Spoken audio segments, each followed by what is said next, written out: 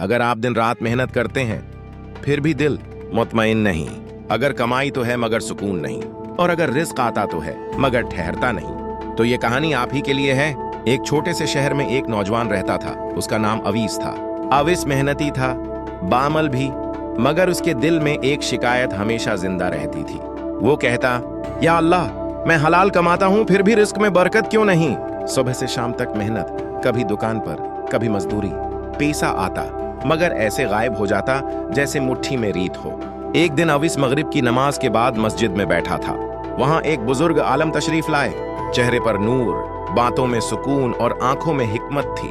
अवीस ने हिम्मत करके अपना दिल खोल दिया। बुजुर्ग ने फरमाया, बेटा, सबसे पहले ये देखो तुम रिस्क क्यों कमा रहे हो, सिर्फ पैसा जमा करने के लिए या अल्लाह को राजी करने के लिए। उन्होंने कहा, जब कमाई की नीयत इबादत बन जाए तो थोड़ा रिस्क भी पहाड़ बन जाता है। अवीस खामोश हो गया। उसने पहली बार अपनी नीयत पर गौर किया। बुजुर्ग बोले, क्या तुम अल्लाह का शुक्र अदा करते हो या सिर्फ कमियों का रोना रोते हो।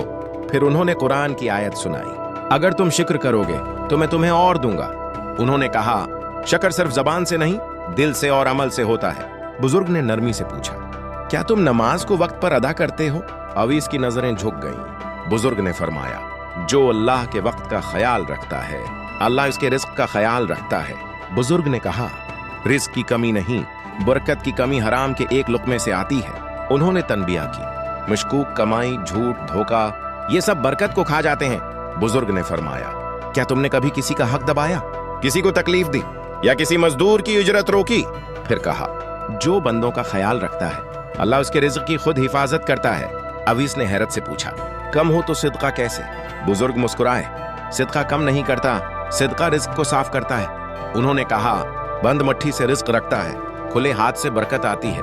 बुजुर्ग ने आखिरी बात कही, बेटा, इस्तिग़फ़ार को अपना साथी बना लो, क्योंकि नबी ने फरमाया, इस्तिग़फ़ार रिज्क के बंद दरवाजे खोल देता है। अवीस की आंखों में आंसू थे मगर दिल में अजीब सा सुकून भी था। इस दिन के बाद उसने अपनी नियत बदली, नमाज को वक्त दिया, शुक्र सीखा, हराम से बचा, सिदका शुरू किया और इस्तिग़फ़ार को आदत बना लिया। कुछ महीनों बाद रिज्क वही था मगर जिंदगी बदल चुकी थी, सुकून आ चुका था, घर में खैर आ गई थी और दिल मुतमईन हो गया था। याद रखिए, रिस्क की ज्यादती पैसों से नहीं, उसूलों से आती है।